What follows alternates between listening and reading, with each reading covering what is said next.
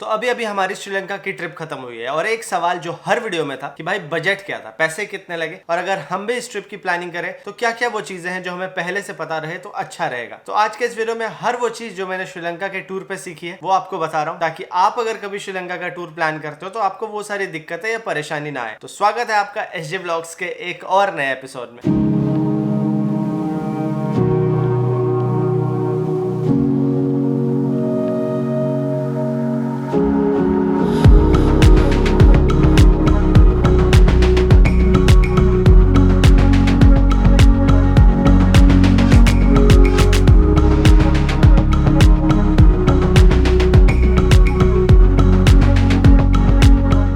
सबसे पहले बात करते हैं टिकट्स की। देखो, इंडिया से कोलंबो के लिए बहुत सारी एयरलाइंस जाती है, जैसे इंडिगो, एयर इंडिया, श्रीलंकन एयरलाइंस, फिस्ट एयर और भी बहुत सारे। अगर आप दिल्ली से कोलंबो जा रहे हो तो राउंड ट्रिप आपका 20 से 25 हजार रुपए पड़ेगा, और अगर चेन्नई से कोलंबो जा रहे हो तो राउंड ट्रिप 12 से 15 हजार में काम हो जाएगा। और टिकट बुक करने के लिए आप हमेशा मेक माई ट्रिप, पेटीएम, कायाक, स्काई स्कैनर और भी बहुत सारे जो एप्लीकेशन है उन पे जाके चेक कर सकते हो किधर प्राइस बढ़िया, उधर से टिकट बुक कर सकते हो। दूसरी सबसे इंपॉर्टेंट चीज है वीजा। देखो, वीजा श्रीलंका ने इंडिया समेत बहुत सारे कंट्रीज के लिए फ्री कर रखा है। इसका ये मतलब नहीं कि आपको वीजा अप्लाई नहीं करना पड़ेगा, आपको वीजा अप्लाई फिर भी करना पड़ेगा, और ऐसा भी नहीं है कि पैसे नहीं देने होंगे। मेरे केस में मुझे $10 देने पड़े थे, जो कि कन्वीनियंस फी के नाम पे वो लेते हैं। श्रीलंका में सबसे बेस्ट है कि आप ई वीजा अप्लाई करो, जिसका लिंक मैंने डिस्क्रिप्शन में दे दिया है। 8 से 10 घंटे के बीच में आपको वीजा मिल जाएगा, और वीजा के बाद फिर आप टिकट करा सकते हो। एक इंपॉर्टेंट सवाल ये भी है कि what is the best time to visit Sri Lanka. देखो, वैसे अगर इंटरनेट पे देखोगे तो दिसंबर से अप्रैल तक को लोग कहते हैं कि बेस्ट टाइम है, क्योंकि गर्मियां कम होती है, बारिशें नहीं होती, ठंड तो वैसे भी उधर ज्यादा है नहीं, ठंड बस हिल स्टेशन पे है। लेकिन मैं गया था जुलाई में, और जुलाई मेरे लिए बहुत ही अच्छा फेवरेबल कंडीशन था, और टेम्परेचर ना ज्यादा ठंडा था ना ज्यादा गर्मी थी। बस एक दिन बारिश हुई थी, बाकी सारे दिन मतलब मेरे लिए तो बहुत अच्छा था। बाकी आप अपने हिसाब से वेदर फोरकास्ट चेक कर लेना और उस हिसाब से प्लान कर लेना। अब बात कर लेते हैं खाने और पीने की। श्रीलंका में अगर आप इंडिया से हो तो आपको खाने की कभी दिक्कत नहीं होगी। अगर आप नॉर्थ इंडिया से हो तो आपके लिए चावल, सब्जी, दाल, चिकन, मटन, ये सारी चीजें तो अवेलेबल ही रहेगी। इसके साथ साथ सी फूड भी आप ट्राई कर सकते हो। अगर आप साउथ इंडिया से हो तो साउथ इंडियन फूड जैसे डोसा, इडली, मेंदू वड़ा, ये सारी चीजें भी आपको हर जगह मिल जाएगी। जो चीज एक कॉमन है वो है बफे। बहुत सारे रेस्टोरेंट में आपको बफे मिलेगा कि चावल है, दाल है, अलग अलग तरीके की सब्जियां हैं, चिकन है, मछली है, ये सारा मतलब आप बफे ले सकते हो। जो मेन शहर है, कोलंबो हो गया और नेगोम्बो हो गया, गॉल हो गया, वहां पे खाना थोड़ा महंगा है। लेकिन जैसे जैसे रास्ते में आप जाओगे, एलए वगैरह हो गया, या फिर रास्ते का जो चीज है, वहां पे आपको खाना सस्ता मिलेगा। और जहां तक पीने की बात है, उसका आइडिया मुझे थोड़ा कम है, पर मैंने नेगोम्बो और कोलंबो में कुछ बार्स भी देखे थे, और बहुत सारे जो होम स्टेज होते हैं वो भी अपने साथ ड्रिंक्स रखते हैं। एंड इसके साथ साथ नेगोम्बो में मैंने ठेके टाइप का दुकान भी देखा था, जैसे हमारे इधर लिकर शॉप होता है वैसे उसी टाइप का देखा था। तो आपका ये भी ड्रीम फुलफिल हो जाएगा उधर बड़े आराम से। अगली सबसे मेन चीज है ट्रांसपोर्टेशन। अब श्रीलंका आप पहुंच गए, अब आप ट्रैवल कैसे करोगे। देखो, ट्रैवल करने के लिए 2-3 ऑप्शंस है। पहला जो मैंने चूज किया था, स्कूटर या बाइक रेंट। दूसरा टुक टुक, जिसको हम ऑटो रिक्शा करते हैं, उसको भी रेंट कर सकते हो आप। तीसरा है कार रेंट। ये हो गया रेंट सेगमेंट। अब बात करते हैं कि अगर आप प्राइवेट टैक्सी करना चाहते हो तो आपको कोलंबो और नेगोम्बो में बहुत सारे प्राइवेट टूर ऑपरेटर्स मिल जाते हैं, जिससे आप प्राइवेट टैक्सी करा सकते हो ड्राइवर के साथ, और वो आपको हर जगह घुमाने ले जाएगा। इसके साथ साथ कोलंबो से लेके श्रीलंका के हर पार्ट पे पब्लिक बसेस चलती है, जिसका कनेक्शन बहुत ही अच्छा है। अगर आप एक बजट ट्रैवल कर रहे हो तो आप पब्लिक बसेस का भी यूज कर सकते हो। अगर आप कोई भी गाड़ी रेंट करते हो तो एक चीज ध्यान रखना कि आपका जो लाइसेंस है वो लाइसेंस आपका इंडिया का लाइसेंस वहां नहीं चलेगा। आपको इंटरनेशनल ड्राइविंग लाइसेंस होना चाहिए, या फिर अपने लाइसेंस को आप श्रीलंकन लाइसेंस में कन्वर्ट करा लेना। मैंने जो अपनी स्कूटी रेंट की थी वो की थी बाइक रेंटल सेलॉन से, और मुझे 400 रुपये पर डे के हिसाब से मुझे पड़ गया था, क्योंकि मैंने थोड़ा यूट्यूब वगैरह का दिखाया था। आप अगर जाओगे उनके पास तो उस हिसाब से बात कर लेना, हो सकता है ऊपर नीचे करके आपको भी बढ़िया। आदमी बढ़िया है वो पैसे से ज़्यादा अच्छी बात है, आदमी बढ़िया है, सर्विस अच्छी है, और बाइक्स अच्छी है। अब ड्राइविंग लाइसेंस की भी बात कर लेते हैं। अगर आप रेंटल सेगमेंट में जा रहे हो और आपने फर्स्ट टाइम हमारे चैनल पे ये वीडियो देखा है, तो वैसे मैंने बहुत बारी अपने श्रीलंका के सीरीज में आपको ये पूरा प्रोसेस बताया था कि कैसे आप एक अपना ड्राइविंग लाइसेंस वहाँ पे बना सकते हो। अगर आपके पास इंटरनेशनल ड्राइविंग लाइसेंस नहीं है तो आपको करना कुछ नहीं, दो तरीके हैं। एक तो जहाँ से आप बाइक रेंट करोगे या स्कूटी रेंट करोगे या कार रेंट करोगे, उनको बोलो, वो आपका बना के दे देंगे, लेकिन वो पैसे बहुत ज़्यादा लेंगे। 12,000 से 15,000, 8,000 से 15,000 के बीच में आपसे पैसे ले सकते हैं। डिपेंड करता है कि वो किसके किसके थ्रू करवा रहा है। अगर उसका डायरेक्ट जान पहचान है तो कम लेगा, अगर वो थ्रू वाया कर रहा है तो ज़्यादा पैसे लेगा। और दूसरा ऑप्शन है कि आप डायरेक्टली मोटर ट्रैफिक ऑफिस में चले जाओ, जो कि कोलंबो में है, और वहाँ मात्र 2,000 रुपये में और आधे घंटे में आपका लाइसेंस आपके हाथों में होगा। अब बात करते हैं कि श्रीलंका एक्सपेंसिव कितना है, खर्चा कैसा है, मतलब पैसे कितने लगते हैं। अब देखो, अगर खर्चे के बारे में बात करना है तो सबसे पहले ये समझते हैं कि जो हमारी करेंसी है, इंडिया की करेंसी, उसका जो वैल्यू है श्रीलंकन करेंसी से ज्यादा है। मतलब जो हम यहाँ पे 1,000 रुपए लेके जाएंगे, वहां पे वो हमारा 3,400 से 3,500 के बीच में होगा। मैं आपको सजेस्ट करूंगा कि कभी भी आप जाओ तो अपनी करेंसी को यहाँ पे डॉलर में कन्वर्ट करा लो, और डॉलर में कन्वर्ट कराने के बाद आप वहाँ पे जाओ, आपको ज़्यादा वैल्यू मिलेगा। अपने इंडियन करेंसी के मुकाबले ज़्यादा आपको श्रीलंकन करेंसी मिलेगी। मतलब ये होता है, बड़े वैल्यू का नोट आपके पास होता है तो आपको ज़्यादा पैसे मिलते हैं। अब जो खर्चा है, खर्चा जैसे मैंने आपको बताया, हमारा जो स्कूटी रेंटल था वो 400 से 500 के बीच के आसपास का था। दूसरा जो सबसे मेन खर्चा है वो है रहने का। मैं हर जगह मोस्टली तो नहीं बोलूंगा, मैंने हॉस्टल लिया, लेकिन साथ साथ में होम स्टेज भी लिया। फर्स्ट डे जो था हमारा वो थोड़ा खर्चा हो गया था।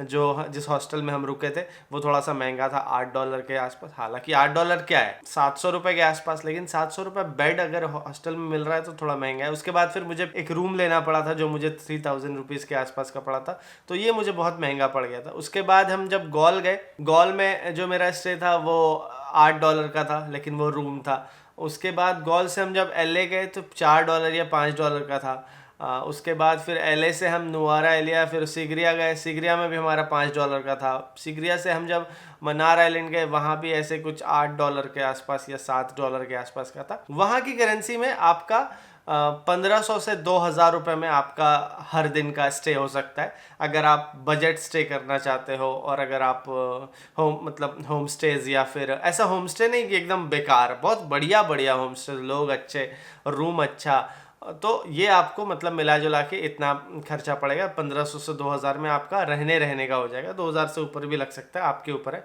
इसके बाद जो खर्चा आता है वो है खाने का। खाना बड़ा महंगा है यार।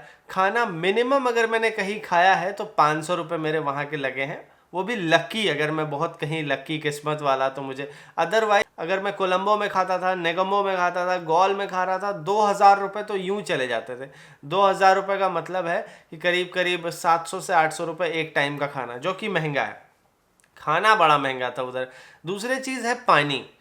पानी पता नहीं क्यों उन लोगों ने जो बॉटल वाटर है इतना महंगा कर रखा है। 170 रुपीज़ का किनले का बॉटल आता है। मतलब ऐसा नहीं कि लोग महंगा बेच रहे हैं, वो MRP वैसी है।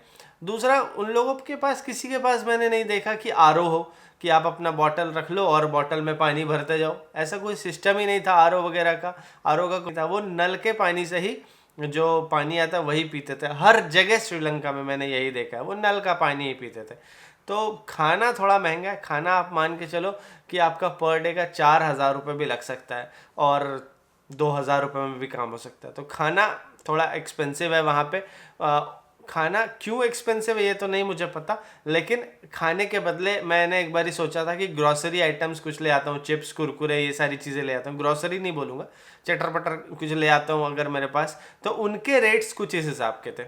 ये एक पोटैटो चिप्स है और इसका प्राइस है 330 रुपीज़, 330 क्लोज टू इंडियन का 100 रुपया। ये बर्बन का बिस्किट है, ये 150 रुपीज़ का है। ये एक मिल्क क्रीम बिस्किट है, ये 130 रुपीज़ का है। इसके अलावा मैं एक शैम्पू लेके आया था सनसिल्क का, ये भी 150 रुपीज़ का है। एक जेली योगर्ट लेके आया था 80 रुपीज़ का। Cornetto ice cream 150 rupees. ये वाला आइसक्रीम 100 रुपीज़। ये बिस्किट है मैजिक कुकी 1550 का, 400 के कुकीज़, वेफर्स 260 का। यहाँ पे कुछ ब्रश हैं जो कि 230 रुपये के हैं, 130 रुपये के हैं, 100 रुपये के हैं, 150 रुपये का है। और जो सेंसोडाइन टूथपेस्ट है वो है 350 का। अच्छा, 350 क्लोगार्ड का फ्रेश ब्लास्ट था, ये जो सेंसोडाइन है ये 1350 का है, ये सेंसोडाइन 450 का है। 450 में ये देखो छोटा सा, मतलब 100 रुपये से भी ज़्यादा महंगी है इधर चीज़ें यार। बाकी पब्लिक ट्रांसपोर्ट सस्ता है, पब्लिक ट्रांसपोर्ट इतना महंगा नहीं है, मतलब 100-200 रुपये में टिकट आ जाता है। इसके साथ ट्रेन भी चलती है वहाँ पे, तो अगर आप पब्लिक ट्रांसपोर्ट से जा रहे हो, बस से जा रहे हो, तो आप ट्रेन से भी जा सकते हो। हर जगह, मोस्टली हर जगह ही ट्रेन चलती है। सिगरिया में देखा मैंने, इनफैक्ट तलाई मनार तक ट्रेन जाती है। एलए का तो आपको पता ही है, एलए टू कांडी सबसे फेमस ट्रेन रूट है। इसके साथ मैंने नेगम्बो, कोलंबो, गॉल, हर जगह ट्रेन देखा, तो आप ट्रेन से भी ये सारी चीज़ें कवर कर सकते हो। श्रीलंका में मेरा जो खर्चा हुआ था वो पर डे के हिसाब से 2500 से 3000 रुपये के आसपास हुआ। ओवरऑल 40,000 आना जाना मिला के मेरा खर्चा हुआ था। उसका कारण बस एक ही था, मैं बहुत ही कंजूसी में रहा। मैं मतलब खाना इतना फैंसी नहीं खाता था, मैं हॉस्टल में रहता था, सस्ते स्टेज ढूंढता था, तो इसलिए मेरा कम में हो गया। बाकी अपर लिमिट का तो कुछ है ही नहीं। अपर लिमिट तो आप कहीं भी जा सकते हो। 7 दिन क्या, 7 दिन में आप 7 करोड़ रुपए भी उड़ा सकते हो। लेकिन मेरा जो खर्चा था वो 40,000 था। अगर यहाँ के ट्रैफिक पुलिस और रूल्स के बारे में बात करें, देखो श्रीलंका में ट्रैफिक रूल्स बहुत स्ट्रिक्ट है, मतलब वहाँ के लोग उसको बहुत स्ट्रिक्टली फॉलो करते हैं। आपको कोई नहीं देखेगा कि रेड लाइट जंप करते हुए। रास्ते में जो लाइन्स बने रहते हैं उसको फॉलो करते हैं लोग। और ये हाई चांस है कि अगर आप एक रोड ट्रिप कर रहे हो तो आपको पुलिस वाले ऑब्वियसली मतलब रोके चेक करने के लिए। कभी अगर ऐसा होता है आपके साथ, तो मैं अपने एक्सपीरियंस से बोल रहा हूँ, अगर आप बताते हैं उनको कि हाँ जी मैं फॉरेनर हूँ, मैं इंडिया से हूँ, हो सकता है वो इंग्लिश में उतना ना समझ पाए, लेकिन वो जब समझ जाएंगे कि आप इंडिया से, तो हमसे आपसे बातचीत करेंगे और फिर आपको गुड बाय बोल देंगे, बशर्ते आप कुछ ऐसा रूल वूल ना तोड़ दो। हालांकि मैंने गलती से एक रूल तोड़ दिया था। मैं ज़ेब्रा क्रॉसिंग क्रॉस कर रहा था और अचानक से उधर से लोग आए और मैंने बाइक अपनी आगे बढ़ा दी। ये वहाँ पे नहीं चलता है। इंडिया में ऐसा चल जाता है कि तुम रुको पहले मैं जाऊँगा, वहाँ नहीं। वहाँ ज़ेब्रा क्रॉस जो कर रहा है उसको पहले प्रायोरिटी दी जाएगी और मैं बाद में जाऊँगा। तो मैं आगे चला गया, मुझे पुलिस वालों ने रोका। फिर मैंने बोला sorry sir, I am from India. तो उसने बोला, उसने समझाया कि ऐसे नहीं करना चाहिए था।